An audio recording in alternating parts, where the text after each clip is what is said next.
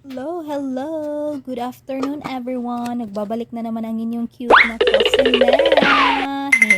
By the way guys, no, for today's video, magluto na pod ta. And then, this is the first time nga magluto ko og chicken parmesan. And, nakita lang na ko ni siya sa YouTube University, no? So, as you can see, na anak ko'y boiling water dire. Then, tawag ani, ako na ning ilunod ang pasta, and then ang water dai gibutangan nako siya asin og oil para ang pasta dili magdikit-dikit, and then magkaroon na pud siya og lasa, no, later. So ako lang na siyang gipakuluan for like 10 to 12 minutes. So depende na sa brand sa pasta, no. Makita ninyo ang instructions sa likod ana sa box or sa plastic, no. So akong pag-check na ho kay kanang dili pa man siya okay, so gitakluban na po nako siya. So after a few minutes, pag check na ko okay na siya, then ako na po na siyang iyabo, hugasan ako siya gamay, kadali lang gud pa anuhan na nimo siya running water para medyo mawala pud iyang oiliness sa pasta, and then ang saltiness. So dili na pud kay ni over na hugasan, no. And then ang akong chicken breast dire kay gibutangan ako og asin, paminta, and then garlic powder. So kana lang akong gibutang, no, wala na ako nagbutang og other pang mga pampalasa.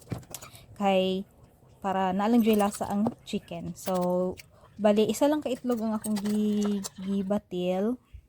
Then ano ko'y flour mixture dire, kanang magdepende lang na sa inyo guys, no, kung unsa inyong ibutang sa inyong flour mixture. Pwede ra pod mo magpalit og inyo, ha, but wala ko kapalit, so nagbuhat lang kog ako ano. So flour, cornstarch, then butan ako asin, paminta, like magic sarap, or depende na sa inyo kung unsa inyong ibutang. So ako kay very basic lang, asin, paminta, then katong magic sarap, gamay lang pod. So gi-double coat na ko siya, no. So from flour to egg, then flour na pod siya. So nagpainit na pod ko og kanang mantika diri, gamay lang akong gigamit na mantika kay non-stick man ang ako ang gigamit na kawali. Then para dili pud kay siya oily, no, ang chicken. So after like 8 to 10 minutes ana sa side, ako na siyang tawag ani baliktad, no, kay dagko kay ang chicken. So slow cook lang siya, dili pud kay kusog ang kalayo for like 10 minutes na siya each side, kay para luto gid kay ang chicken sa sulod, no, kay lain pud kay kanang hilaw, no.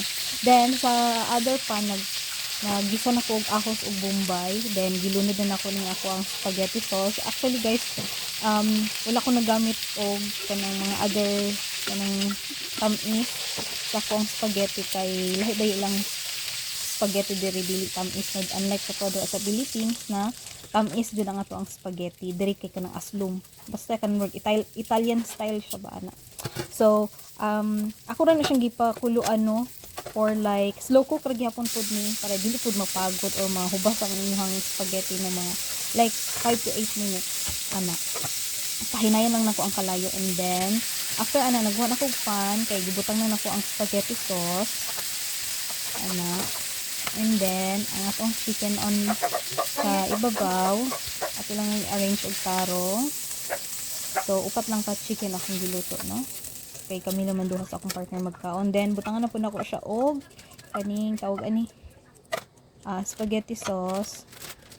Then ang akong available na cheese is kining tawag ani parmesan cheese lang, wala po'y katong mozzarella. So nakalimot na pud ko og kanang basil, naaman to siya sa kuano, pero since wala man tay ing ato nga cheese nya, kapuyan na pud magawas kana na lang. And then gibutang nako siya sa oven for like 5 to 8 minutes pod. So depende na sa cheese ninyo, no, onya 400 Fahrenheit lang sa oven, kay para dili pod siya anong inyong cheese mapagod or something. So mga 5 to 8 minutes ra na ko. And then naluto na ato na ning i-arrange ang ato ang chicken parmesan, no, nga walay basil. Laban na okay ra na siya. So butang na ko ang spaghetti, then ang sauce nara na sa inyo sa inyo pagkuan guys, no, pag-arrange. Ingana ra nako pag-arrange onya, manihapon na ta kay ready naman atong pagkaon. And then naa pud ay may bread on the side, ana kanang garlic bread. So diri lang pud taman ang ako ang pag voice over, no. So mo lang to guys. Be safe mo. And thank you so much. God bless.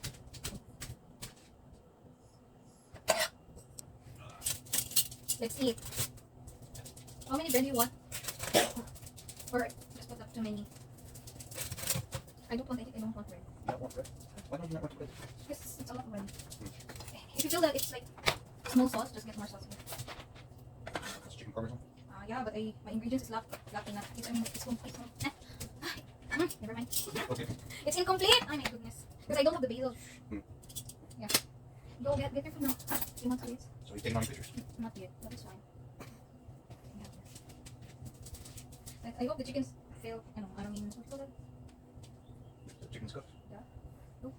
If you need more chicken, still have more chicken there. And the sauce as well. The kitchen is disaster.